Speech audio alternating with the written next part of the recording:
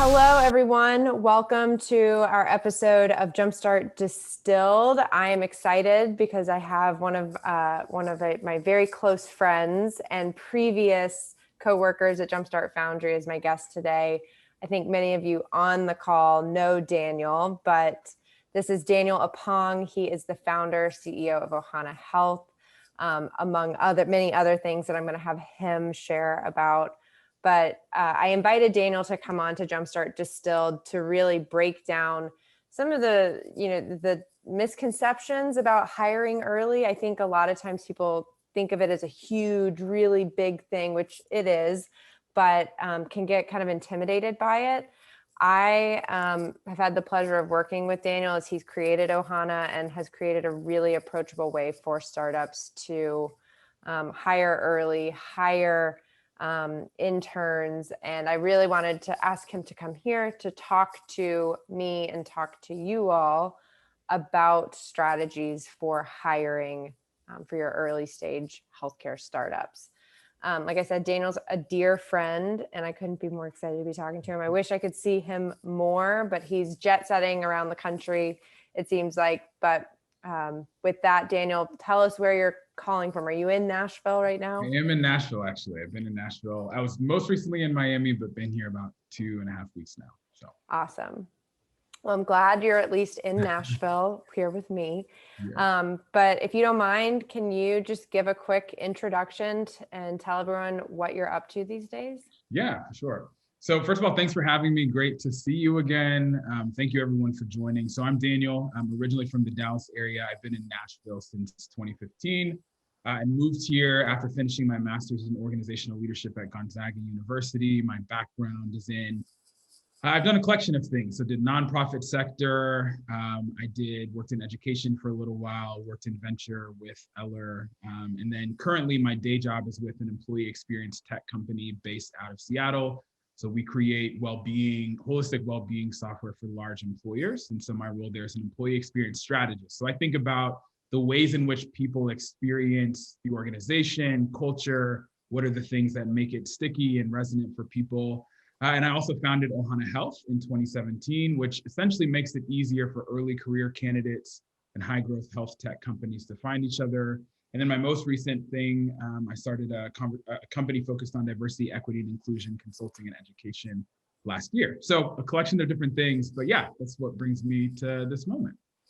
And so, Daniel, you clearly kind of have a hand in a lot of different things, particularly focused on early stage companies and creating great employee experiences, culture, hiring, making sure that organizations are doing their best, putting their best foot forward to attract great talent and then retain it.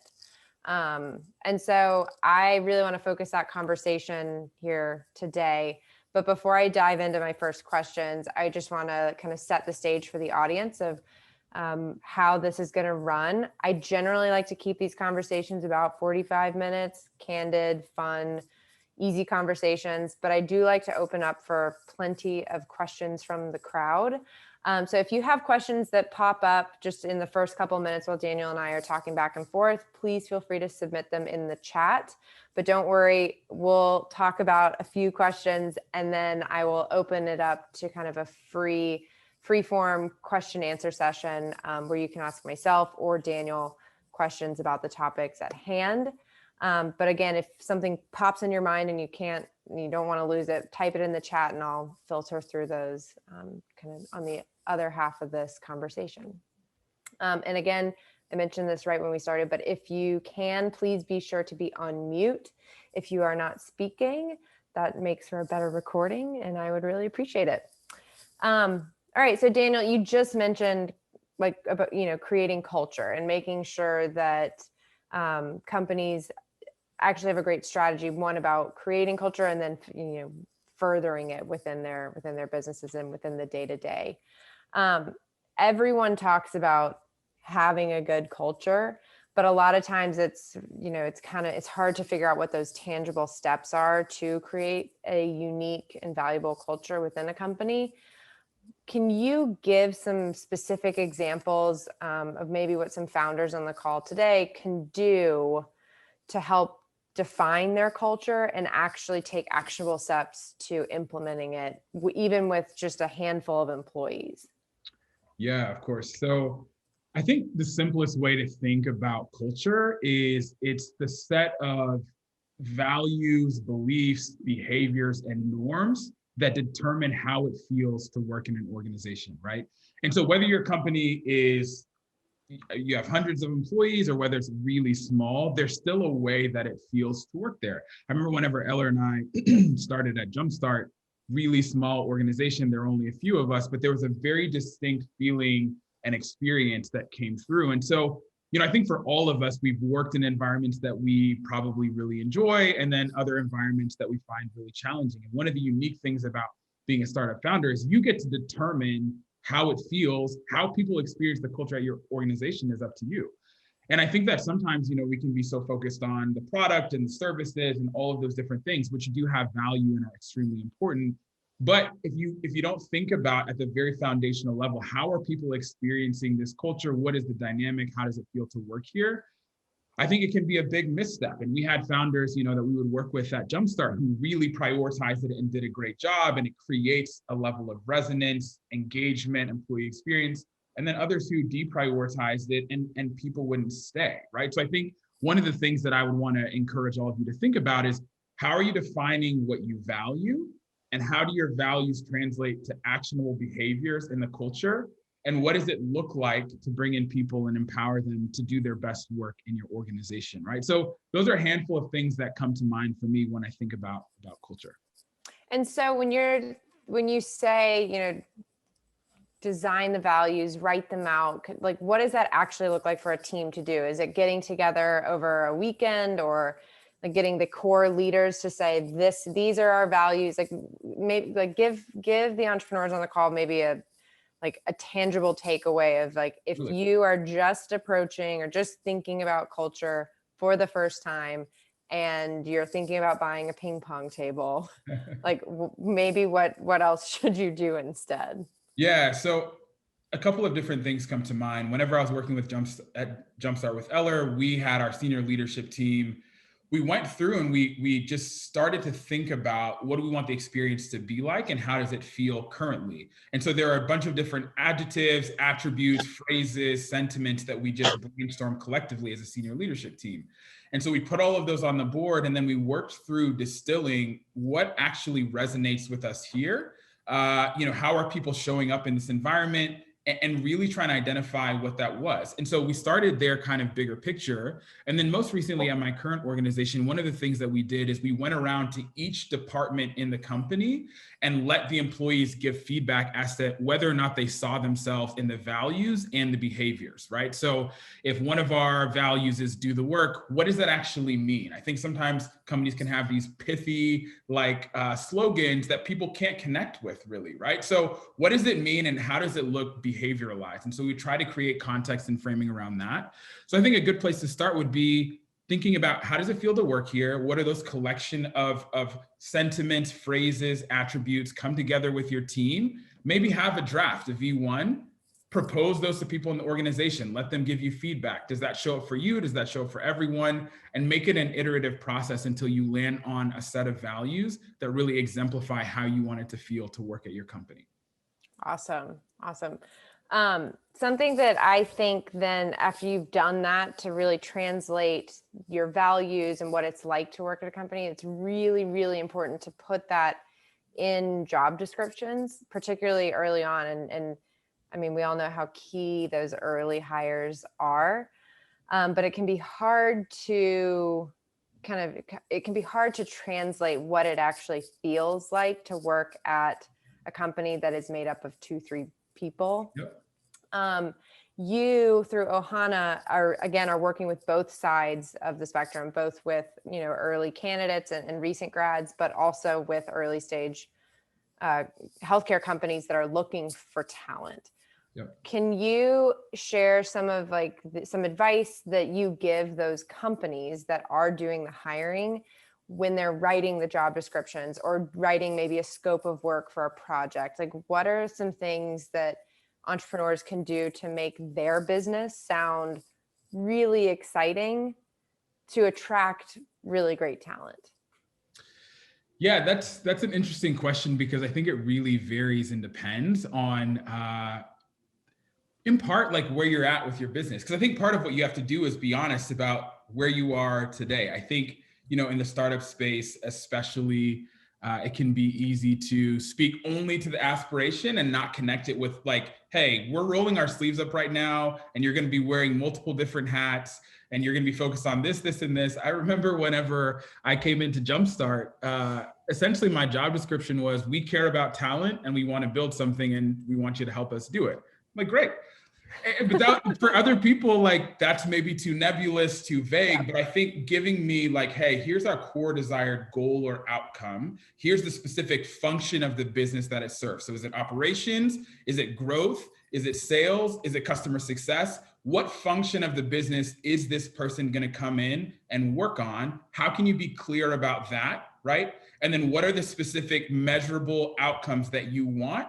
Right? I think that's another thing that you have to be able to articulate, and also leave room for it to evolve. It's not a static thing, especially when you're in an early stage company. So setting the core, here are the core foundation. This is an operations role that is focused on A, B, and C primarily, and this role will evolve as the company evolves. So giving some space for that. So I think those are a few things that I would name on the front end.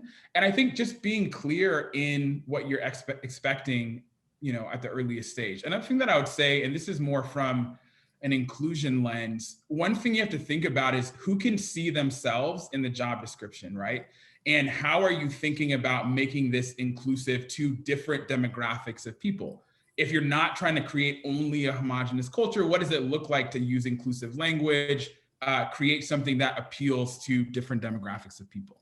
I love that. I feel like I see a lot of our founders sending over their job descriptions for us to post, and it's very task oriented, not goal oriented, or, what part of the business are they actually is this job going to impact? Yep. And I see a lot of founders getting in the weeds a lot of like, well, what do I need them to do right now? But you're absolutely right. Like, yes, you need this new position to do X, Y, and Z right now, but hey, you're a small team. You're likely going to pass a hat and say, wear this hat too. You're going to have to do X, Y, and Z on top of what the job description explained. Yeah, one thing I would add is, like, I think there's a difference between needing a full-time hire and you just need someone to do a project, right? And so I think about platforms like Upwork or Fiverr, where you can go and source talent to work on a specific project, as opposed to bringing in someone for a full-time role. And so I think that's one thing that you have to qualify, right? Like, am I just looking for someone to help me with the marketing strategy and X? Am I just looking for someone to help with the ticketing system or a customer support mechanism, right? Or is this an ongoing thing where you need support? And I think that's one of the questions that you have to ask. When we would be reviewing companies, sometimes we would look at companies with nominal revenue and huge burn because they have huge staffs that aren't supporting where the company is right now, right? So that's one of the things that I would encourage you to think about. Is it an early stage, I just need someone to work on a project, or is this ongoing sustained work that actually is going to be a full-time position? So that's a great segue into a question that I had for you about leveraging interns and project focused work. As you just said, like, a lot of times I see it, massive burn, from a company that is still relatively small and it's mostly going to salaries. Yep. When in fact, like, you can likely get away with getting a lot of that work done with, lower paid or relatively inexpensive interns or project-based work. Yep. But I think a big mousetrap that founders fall in is managing interns and knowing how to effectively manage an intern or even manage a group that's doing project work. How do you coach the companies that you work with kind of at Ohana to really effectively do that and not get so, either not ignore the intern or project workers completely, but also not get way too in the weeds to, like, actually let them do the work? Totally. I think for me, one of the things I think about a lot is you and I both started as interns at Jumpstart Foundry, right? And we came in and there were a set of things that we knew were defined for us to do. And so I think that what I see happen oftentimes with founders is they know they need help, but they don't spend time defining what they need. And so they bring in someone to a very ambiguous, unclear environment. They don't know how to help the person doesn't know how to help them. Everyone's like, what the hell is going on? It's not optimized and it's not impactful, right? So I think for me, when I'm talking with founders, I'm like, okay, where are you at right now? What are your current priorities with your business? Like, let's start there. And if you can't define that, then okay, you probably don't need to bring in someone to this environment when it's completely unclear. So I would start with defining where you at right now. What is your current strategy? What are your current priorities? And how can someone add value at a very fundamental level to that work? So I think practically, I think for us, whenever we came in, we were running a more of an accelerator program. And so with the accelerator, there was operations, there was kind of community engagement. And so we had very clearly, hey, we need people to do some of the heavy lifting here, follow up with founders, et cetera. So I think two ways that you can think about it: are there specific projects that you need help with? Right. So are there a collection of projects that you can bring in someone to work on? Are they going to do market research? Are they going to kind of review some of your marketing assets? Are they going to help you build out a business development plan? Are they going to follow up with some of your inquiries that have come in? What are some of the specific project-based things that you need done? Or are there a collection of tasks that all fall in a domain that you can offload to someone? So I work with the founders usually to just delineate, let's pull together, hey, where are you at? And what is in the next 90 days, how can someone come in and add value in a way that's measurable, right? Not I don't know what to do, but in a way that's measurable, how can we bring in someone to add some value? So. Awesome. Maybe a more tangible question here, but I know a lot of people have got to be thinking, because I think this too, is every summer and every fall as we go into sourcing interns and candidates. And so this is somewhat of a plug for you and for Ohana, sure, specifically for the healthcare entrepreneurs on the call. But, where do you think are the best resources or places, databases or job boards for early stage, startups to be looking for strong candidates that are not necessarily looking for full-time benefits package, everything hires? I mean, I obviously have to start with OhanaHealth, clearly. Yep. So, yeah. So the reason I started the company was for two reasons. One, having seen early stage founders who need access to talent, so early career candidates that are looking for opportunities. And then the other piece is there's a significant demographic of recent graduates who are interested in health and healthcare, but they don't want to be doctors and nurses. So these are students who go the pre-med route. I think, Eller, you kind of were in that bucket. Sabrina was in that bucket. Yep. So they're interested in health and healthcare, but they don't want to do it clinically. So how can we help them find opportunities at high growth health tech companies? So that was essentially the intersection at which I started the company. The first year we had 170 folks apply. The last 3 years, it's been near 1,000 from 120 universities across the country. And it's both interns, so people who are still in school, or recent graduates 0 to 5 years out of school. So I think that's a good pipeline if you're interested in, again, it's more generalist type. If you're looking for account management, customer success, their engineering folks, et cetera. So that would be one thing that I would say. A couple others I would recommend. So AngelList is a good startup job board if you're looking to post. That one's not exclusive to entry level talent. It's pretty robust. And so that's one that I would think about. And then Fiverr and Upwork are two kind of more project based if you're looking for someone with more of a subject matter expertise to come in. So if you're looking for a copywriter, for example, that could be another place to source. But yeah, I think that, it takes a decent amount of time to work through the whole hiring process, build your pipeline, all of that stuff. And so, yeah, if and when there are opportunities to partner, I think it can be pretty advantageous for founders. Yeah, absolutely. No, thank you for that. I do want to open it up now that we're about halfway through the conversation, open it up to anyone that has specific questions for Daniel or myself. Daniel's made a ton of great points here. Again, you can, if you want to submit your question through the chat or just come off of mute, you're welcome to do that. Whatever makes sense. I can I can manage a little bit better if you raise your hand or, say something in the chat. So feel free to do that.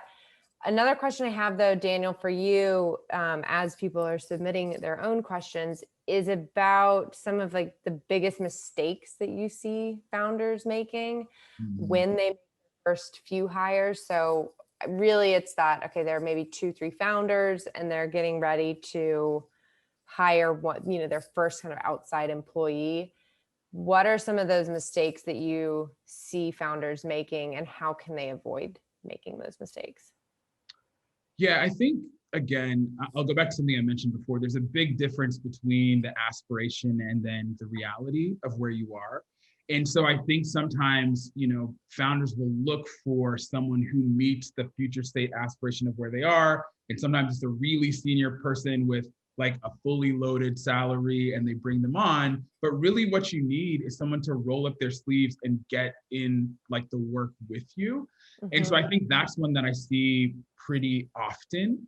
I think also sometimes it's just the lack of definition, right? Like it's the lack of definition around what are the specific expectations that we want from this person and what are the core competencies where we see them showing up and adding value. I also think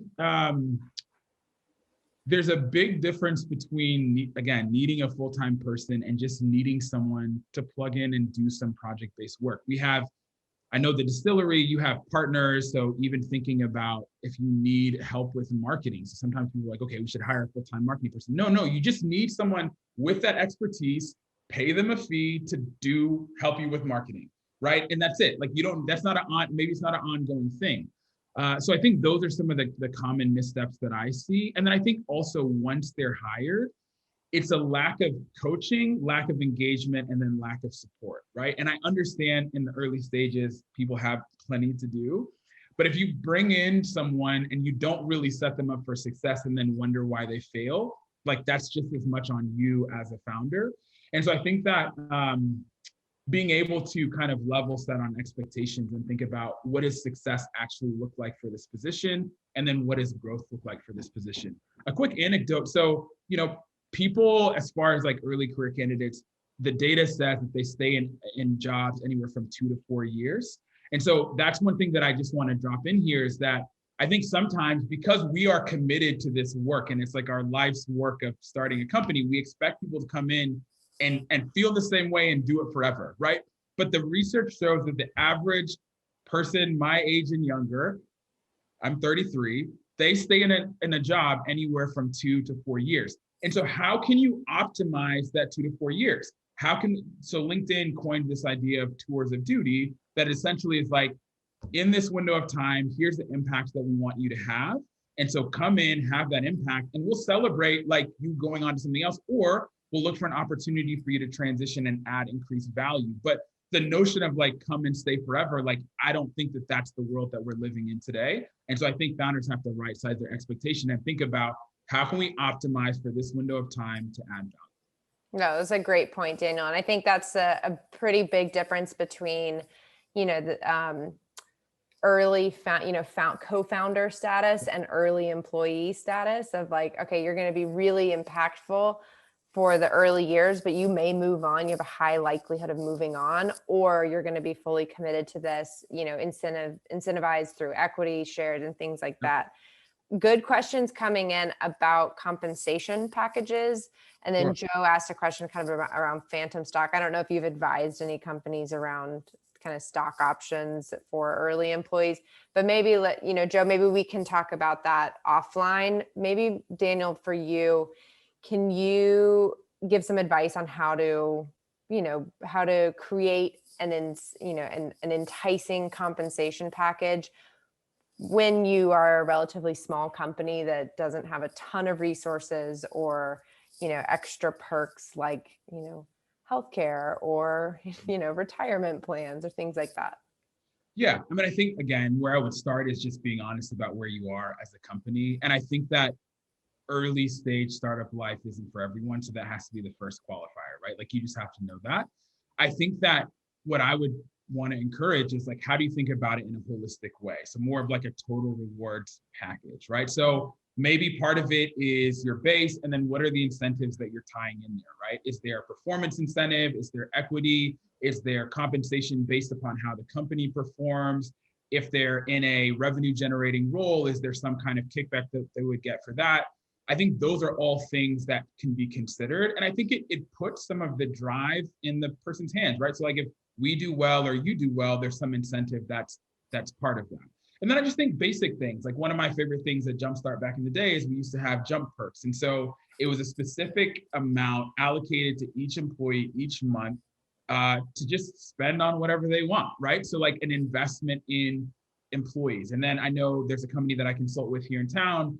They're doing like a well-being every other, I think it's every other Friday, no, every third Friday, a well-being Friday. And so they just don't have any meetings and they just create space for people to like take a break and like really prioritize the well-being of the employees. I see things like investing in continued education as part of a total rewards package. And so if you want to go to a conference or supplying some of that, I think particularly if you have kind of more early career candidates, investing in their growth could be another thing that's really beneficial. And so I would think about that as kind of a total rewards package.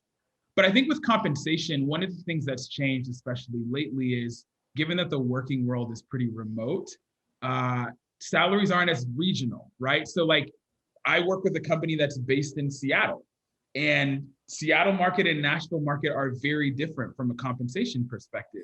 But because we're all distributed, how am I thinking about the compensation and baseline if I'm pulling in people from all over the country? In a way, it makes jobs much more accessible, but I think it also increases like the considerations that have to be taken by the founders as you're building that out. So I think that, you know, being able to consider like what actually makes sense for where you are and how can compensation grow as the company grows. Great. Awesome. Thanks, Daniel. So another question I want to ask, and again, if you have questions, please feel free to submit them in the chat. If you have a longer question and want to ask to come off mute, I have that power. I can allow you to do that.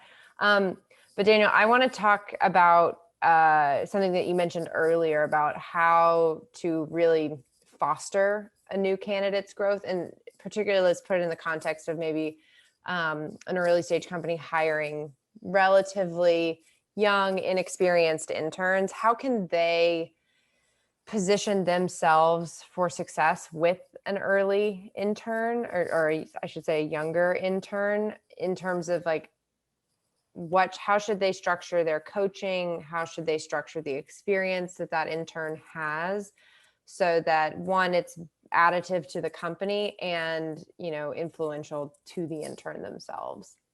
Yeah, good question. So where I would start is, again, right-sizing the expectations. You're the founder, so you're obviously going to know a heck of a lot more about the company, the product, the services, all that needs to be done than this person will.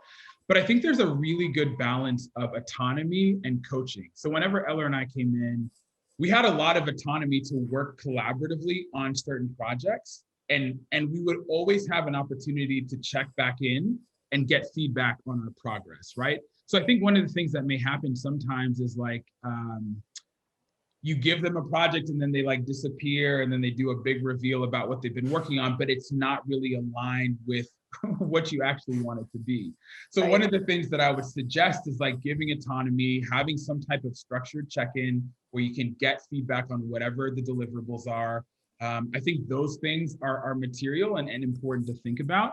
And I just think being able to give candid feedback around what's working, what isn't, or what's really strong, where areas for growth, I think that's something that I would really consider embedding into kind of the coaching process.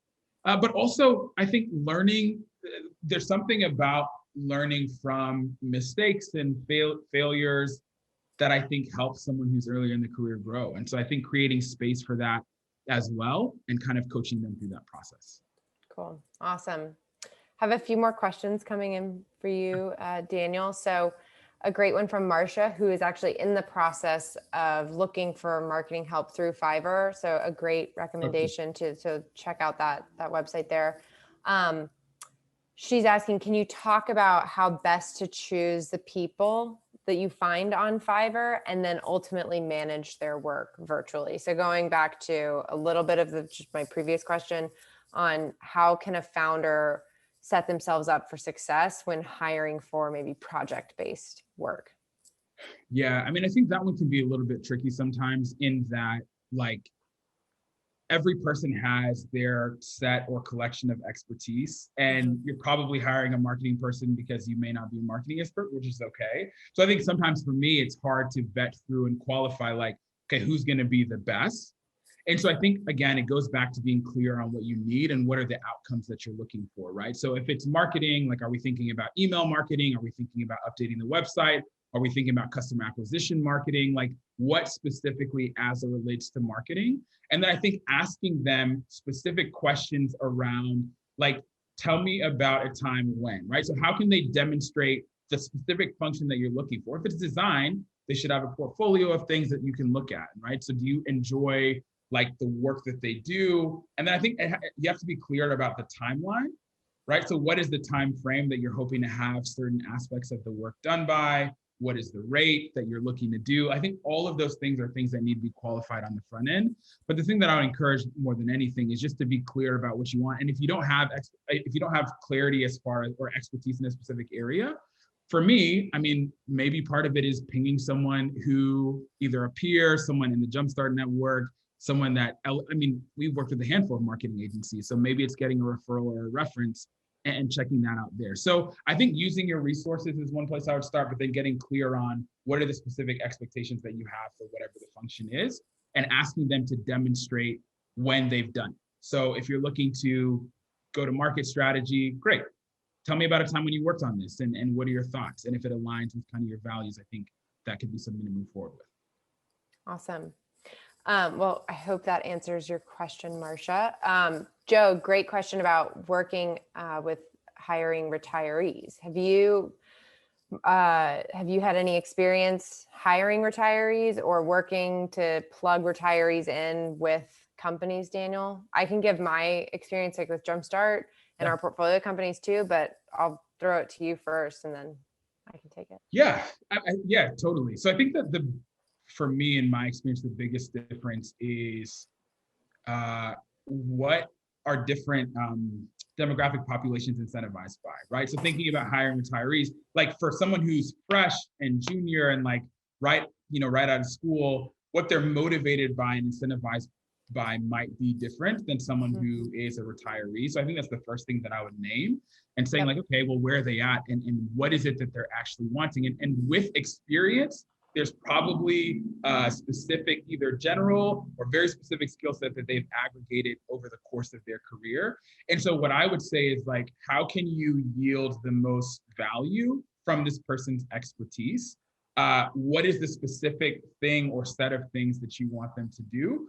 And so I think that's where I would start, right? Like, and even why are they leaning into it? Again, leading with some of those questions. What is it that they're wanting to do? What's their interest in your company? What's the impact that they can make? So those are a few thoughts that I would have. I'm curious to hear your thoughts as well.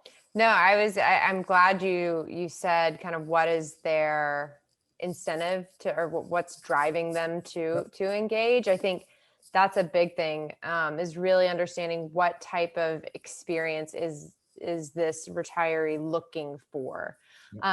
Because it's going to be wildly different than what a fresh grad, looking to start their career is looking for. So I think if you are considering that candidate pool, it's making sure that you can provide the experience that, that someone with a lot of experience is looking to gain. A lot of times I think I highly encourage founders to particularly engage with retirees as mentors, because generally speaking, that's where a lot of these potential applicants come from. And then they find that, oh my gosh, this person knows so much or has an extremely deep expertise in a specific area. And they end up hiring the mentors themselves. Again, I think it's all about really understanding, particularly kind of in the retiree space, like understanding what their motives are. Like, are they looking for a mentoring opportunity that is, mentally stimulating and engaging to them? Or are they actually looking for, a role to generate some income? And are they looking to have a massive impact on the organization? And what are the expectations? So I think my advice there is similar to the, to hiring early or recent grads, is setting expectations, like what do they want out of it and what do you expect to get out of it?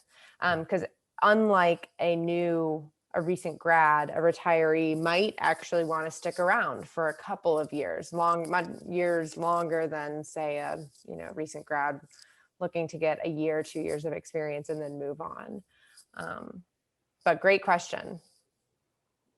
Any other questions? We're going to wrap up here in probably the next 5 or 6 minutes or so.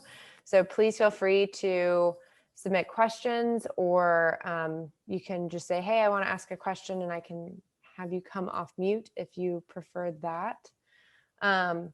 Daniel, any other thoughts just like lingering in your mind that you maybe advice that you would give to anyone on the call just as they're thinking about structuring the hires? Maybe they know they need to make 5 new hires, or they can't yet afford that. Like, how can they maybe stepwise hire for the most impact? Yeah, where I start with that is just self-awareness, right? And what is your magic? And like, what can you optimize yourself to do? I get, as a founder and in an early stage company, everyone has a lot of responsibilities. And again, like I said at the beginning, like as the founder, you're going to care about your business more than anyone else in the company, right? So I think that's where I would start. But what is your magic and what is your skill set? So like, if for myself, like I'm very strategic, I'm very relationship oriented. I like to do the partnerships. There's a business development component to that. But I'm not technical, right? Like that's not my skill set. And so for me, like as I've worked on my own company, I'm like, okay, well, who are the people that complement what I do well, and how can I find partnership with that? And then what are they incentivized by, right? Like what are they motivated by? So I think starting with self-awareness, what's your magic? What are you best at? And then thinking about like, what are the existing gaps based upon where you're at as a business? Is the main focus around revenue growth and generation? Do you need to optimize your operations? Do you have some customer success gaps? Are you not generating business in the way that you would want? Like kind of using some of that inquisitive nature to figure out where you at and what's going to serve your company best. And so those are things that I think about personally that I would encourage everyone to think about as you're working through your hiring strategy. Cool. A question, and maybe the last question before I start to wrap it up with a final one. Marcia chimed in with, how do you budget for hiring interns? I know this is something that you work with Ohana clients that, on the company side. How do you help them think through an appropriate intern budget? Yeah, so the general time frame for an intern is going to be somewhere between 10 to 12 weeks. And I think what I've seen with a lot of companies, depending on the region, it's like, okay, how do you think about, it's not minimum wage per se, right? So like I'll say 12, 15, 20 bucks an hour. What's the scope? Or some companies just pay a stipend, right? So like $1,000 at the end of the internship, or $1,000 at the front end, $1,500 at the end, something like that. So I think for me, like what is commensurate with the contribution and also aligned with where you're at and what you have capacity to do. So I think I would say some hourly fee if you're going that route, looking at somewhere between 12 and 20. Some people won't take that though. I mean, I think it depends on who you're working with, right? Yeah. But I think that's a good baseline. And then I think also you could look at doing some type of stipend at the beginning and at the end as a way to compensate. And I think just to add on to that, how best to compensate or budget is, yes, you obviously need it. Giving the estimate time, 10 to 12 weeks, is super helpful, Daniel. But a thing that I love to advise founders on, particularly for interns, is you might not be able to pay them a whole lot, but what can you provide in terms of experience that is unlike other just kind of grunt work experiences that some other of their peers might be getting. So can you say to them, incentivize them with, we want to open up, the opportunity for them to sit in on investor meetings or sit in on our founder meetings where we're, talking strategy. I think a lot of times, like, that's a pretty impactful experience for someone right out of school. I know it was for me. And I did that with Vic, and it's honestly what opened up my eyes to like, this is what I want to do with my career. Versus just like some project work that I know that I'm going to be able to do and complete at the end of my internship. I think compensating with like unique experiences that are like, it's your everyday work as the founder, but it's so valuable as a new graduate. Yeah, I think high value experiences go a really long way, right? So if I can have a story to tell about either the impact I created, the people that I met, who I was able to network with, how I was able to drive value for the company, that goes a long way in addition to some baseline comp that, like helps me a little bit. But I think that, yeah, you have to think about it comprehensively in the same way that we're talking about total rewards earlier. You have to think about it comprehensively. Cool. Well, with that, we have 2 minutes before we hit 1:45. I promised we'd keep it right at 45 minutes.